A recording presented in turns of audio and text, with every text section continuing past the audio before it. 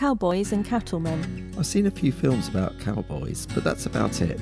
What do I need to know in order to get a great grade? Well, let's start by talking about how, why and when the cattle industry developed. That sounds like a good idea. Let's start with when and where.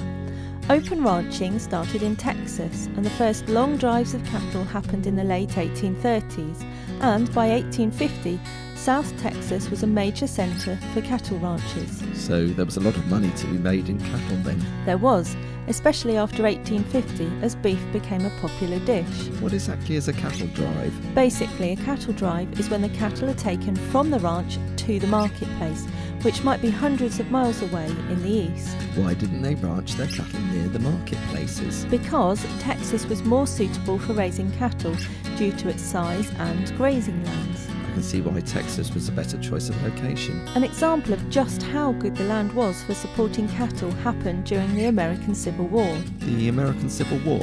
What's that got to do with cattle? Many Texan ranchers just left their herds and went to fight in the Civil War. What happened to the herds? Surprisingly, they grew enormously in size. By the end of the Civil War, there were approximately 5 million cattle in Texas. Could the ranchers cope with the increased cattle numbers? The ranchers used an open range approach to farming cattle. Which involved? Basically, ranchers didn't have fences and cattle would just roam around on the land. But how could the owners make sure that their cattle didn't go into somebody else's ranch? All cattle were branded so they could be easily identified and returned to the correct owner. So the cowboys would work on the ranches, then drive the cattle to market, which could be hundreds of miles away.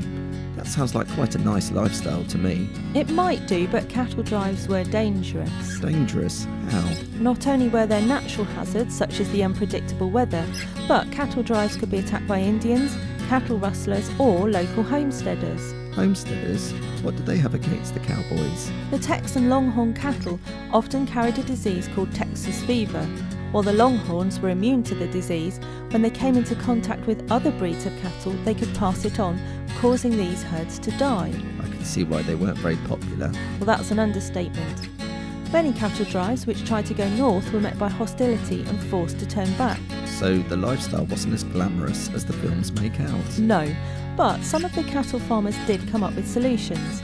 Charles Goodnight and Oliver Loving came up with the idea that they could sell their cattle to the army that were based in New Mexico. That's a clever idea that would save a lot of time. It was, and soon many ranchers were supplying the army or government. But what about the people living in the east? Wouldn't they lose out if the ranchers weren't supplying them? That's a good point, and there was lots of money to be made if you could get your cattle to market. So many ranchers still drove their cattle to markets in the east? Some did, but by 1866 many ranchers started to use the newly built railroads to move their cattle to market. I suppose that was a lot quicker and safer. It was, and cattle towns began to appear along the paths of the railroads. Cattle towns? The first was Abilene in Kansas, but soon other towns including Wichita and Dodge City were created as stopping off points for the cattle trains. Dodge City? I've heard of that. Yes, it is perhaps one of the most famous cattle towns. Not only did the cattle towns provide a place to sell your cattle, but also provided cowboys with an opportunity to relax after a long journey.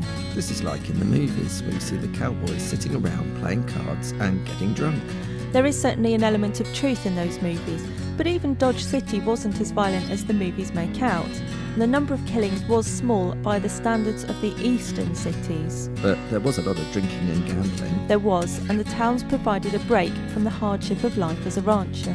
Are cattle still farmed in open ranches in America? No.